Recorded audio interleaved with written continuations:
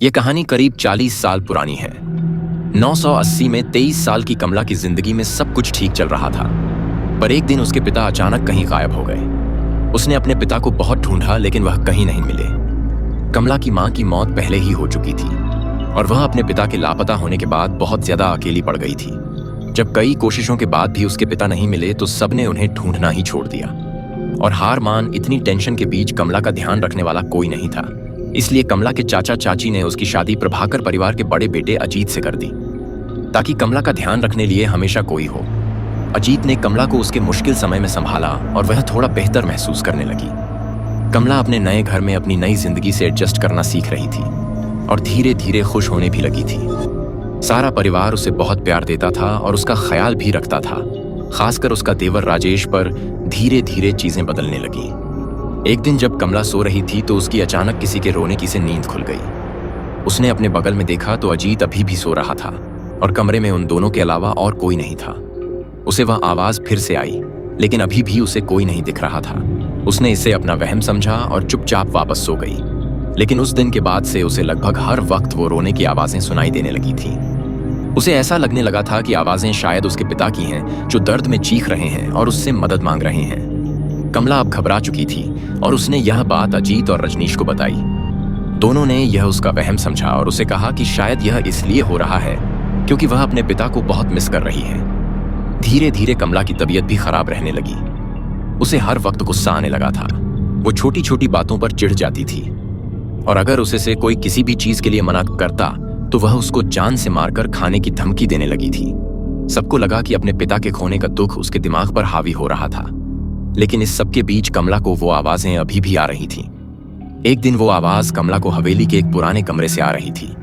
वो जब उस कमरे में गई तो उसे वहां एक काली मूर्ति मिली। उस मूर्ति को देखते ही उसे एक अजीब सी बेचैनी महसूस हुई, लेकिन जैसे ही उसने मूर्ति को छुआ उसे बेहद अजीब सा लगने लगा। उसे घुटन महसूस होने लगी और उसे सांस लेने में अचानक बहुत ज्यादा तकलीफ होने लगी। कमला ने घबराकर उस मूर्ति को वापस नीचे रख दिया। कमला को डर लग रहा था और वह कमरे से बाहर ही जा रही थी कि उसके पैर में कुछ भारी सी चीज आकर लगी। जब कमला ने ध्यान से देखा, दोस्तों, हम खूनी मंडे पर 300 से भी ज्यादा एनिमेटेड हॉरर स्टोरीज कर चुके हैं और अब हम आपके लिए लेकर आए हैं इंडिया का सबसे थ्रिलिंग पॉडकास्ट आंखों देखी, जिसमें हम ऐसे लोगों को बुलाएंगे जो अपने रियल हॉरर एक्सपीरियंस हमसे शेयर करेंगे। ऐसी थ्रिलिंग स्टोरीज और कंस्पिरेशन थ्योरी जो आपका दिल दहला देंगी। तो जैसे अभी तक आपने खूनी मंडे की एनिमेटेड स्टोरीज को प्यार दिया है, आप हमारे नए पॉडकास्ट आंखों देखी को भी उतना ही प्यार देना। हमारे पॉडकास्ट के पहले गेस्ट हैं एक कमाल के स्टोरी टेलर यूटर एसआर पे, जिन्होंने हमसे शेयर करी हैं पहाड़ों की बहुत सारी हॉरर स्टोरीज। तो इस वीडियो के बाद हमारे पॉडकास्ट आंखों देखी का पहला एपिसोड देखना मत भूलना। लिंक पिन कमेंट में। तो वहां एक इंसानी खोपड़ी, एक स्कल उसके पैरों में पड़ा था। तब कमला को देखा कि उस कमरे में कुछ और भी चीजें पड़ी हैं। उस कमरे में ढेर सारी इंसानी हड्डियां इधर उधर पड़ी थीं और हर जगह बाहर खून ही खून था। वफो जब उस कमरे को और ध्यान से देखने लगी तो वहां उसे एक खत मिला। उसने खत उठाया और उसे पढ़ने लगी। खत में लिखा था कि वह मूर्ति श्रापित है और इसने उनके पूरों को भी परेशान किया है। यह सब पढ़ते ही कमला को अपने पिता की चीख सुनाई दी और वह मूर्ति अपने आप जोरों से हिलने लगी। कमला को एक अजीब सा भारीपन में महसूस होने लगा, जिसके बाद वह एकदम से बेहोश हो गई। कमला ने जब अपनी आंखें खोली तो वह अपने कमरे में ही थी और सब परिवार वालों ने उसे घेर रखा था। कमला उन्हें सब कुछ बताने लगी, लेकिन सब ने उसको बताया कि उन्हें वह घर के ड्राइंग रूम में बेहोश पड़ी मिली थी और शायद यह उसका कोई बुरा सपना था।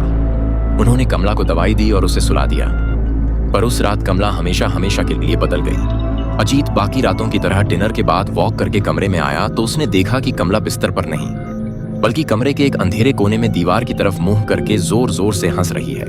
उसने कमला का नाम चिल्लाया। कमला उसकी तरफ मुड़कर रोते हुए मदद मांगते हुए उससे कहने लगी, मैं निर्दोष हूं, मुझे बचा लो। कमला को इस हालत में देखकर अजीब टूट गया और वह उसे गले लगाकर शांत करने लगा। किसी तरह उसने कमला को शांत करके बिस्तर पर लेटा दिया और वह रात जैसे तैसे बीत गई। पर अगले दिन कमला की तबीयत और ज्यादा बिगड़ने लगी। अगर कोई भी उसका नाम लेता तो वह उसकी मुड़कर उसे जान से मारने की धमकी देती। कमला की शक्ल भी अब बदलने लगी।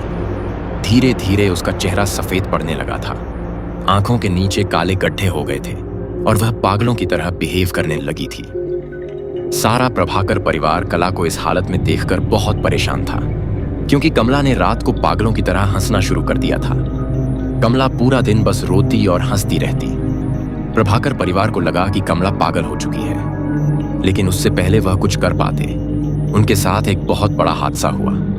एक दिन शाम को कमला के ससुर अपने रूम में बैठकर चाय पी रहे थे, जब उन्हें एकदम से अपनी पीठ पर ऐसा महसूस हुआ कि जैसे उनकी पीठ में कोई नुकीली चीज घुसा दी। उन्होंने दर्द में जब मुड़कर देखा तो कमला वहां खड़ी पागलों की तरह हंस रही थी। कमला के हाथों के नाखून कमला के ससुर की पेट अंदर थे। कमला के ससुर ने जोर से चिल्लाया और सब कमला को कंट्रोल करके अंदर ले गए और उसे उसके कमरे में ले जाकर उसे बेड से बांध दिया।